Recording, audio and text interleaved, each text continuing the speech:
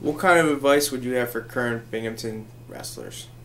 Well, I followed the program very closely. I still feel very close to the program and close to the coaching staff. And I think what I see, what I have seen, and what I hear, I think everybody's doing the right stuff. I think the athletes are doing the right thing.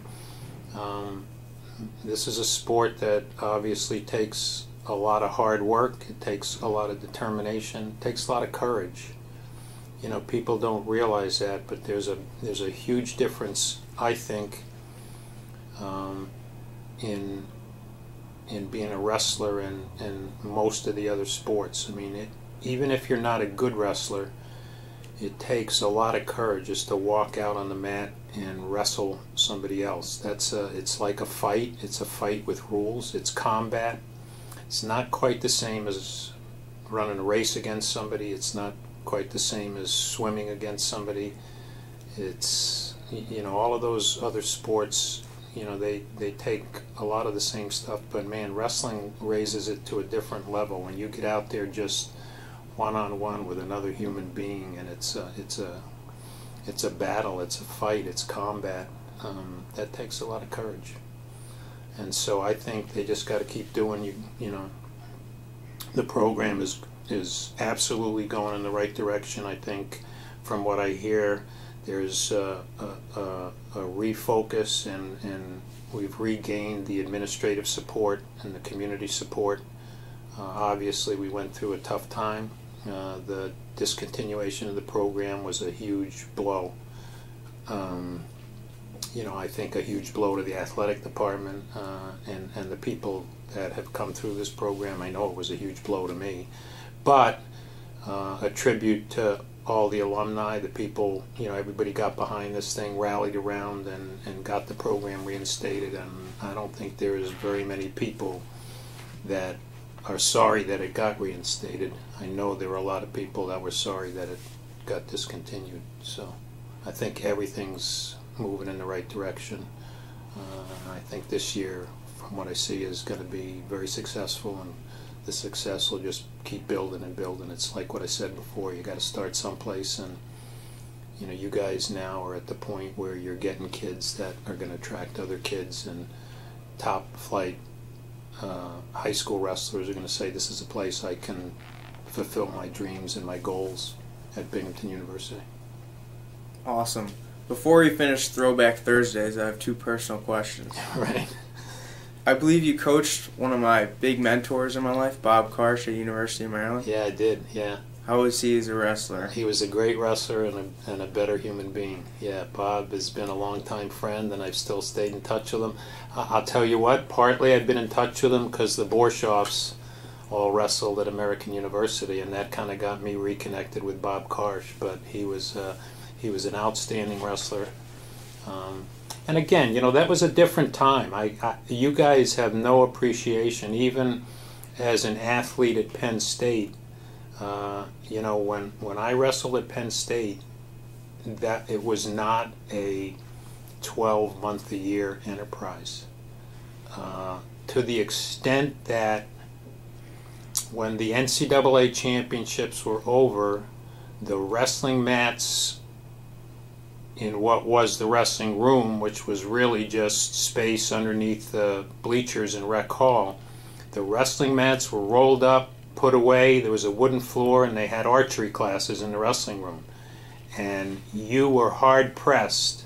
I can remember in 1964, myself and a couple other guys on the team were training for the regional Olympic trials in Pittsburgh, and we couldn't get a mat or find a mat or place to work out because basically the wrestling season was over and it would start again next October. So this thing has really escalated to all the sports have, to year-round enterprise. If you're not wrestling, you're weight training and all of that kind of stuff, but very, very, very different. But yeah, you guys are on the right track. I think you're going to have a lot of success. Final question. I noticed a picture of Tim Borshoff in the Hall of Fame. Tim Borshoff? Tim Borshoff. I noticed his long curly hair. Was Tim Borshoff a hippie or not? Oh, man. No, I would say no. Your dad was not a hippie. Your dad was. I'll tell you this also. Here's another.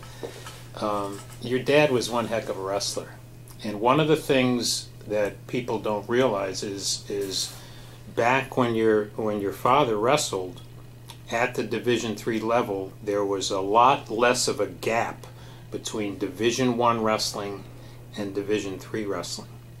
Because at that time, if you won the Division III championship, you were qualified for the Division I tournament. And we had a number of people like Tim Borshoff who were absolutely what I would say were Division I wrestlers, competitive at the Division I level. I'm sure you've heard this story, maybe you haven't, but your dad beat the guy from Hofstra. Your dad beat a guy from Hofstra, Nick Gallo, who's still actively involved in wrestling and a wonderful person. Your dad beat Nick Gallo in a dual meet, and the next year Nick Gallo was the outstanding wrestler in the Division I tournament. So we had many guys. Mark Gumbel, Tom Polari, Mike Truncali, a bunch of guys, Tim Borshoff, Pete Bertie, that were absolutely competitive on the Division I level. And we wrestled a lot of Division I programs. We always wrestled Syracuse. We always wrestled Wilkes College, who was a very strong Division I program. We wrestled Buffalo. We wrestled Clarion. UVA. We wrestled UVA. Yep, absolutely. Tennessee. So we always look for competition. I think that's what made some of these guys better. But it was a different time then. And last but not least, we have a dual meet against Cornell on January 14th. How excited are you to have that at Binghamton University in the new event center? Incredibly excited. Incredibly excited, both for the match and the fact that it'll be held in the event center. I think that's absolutely appropriate if you're wrestling in any sport.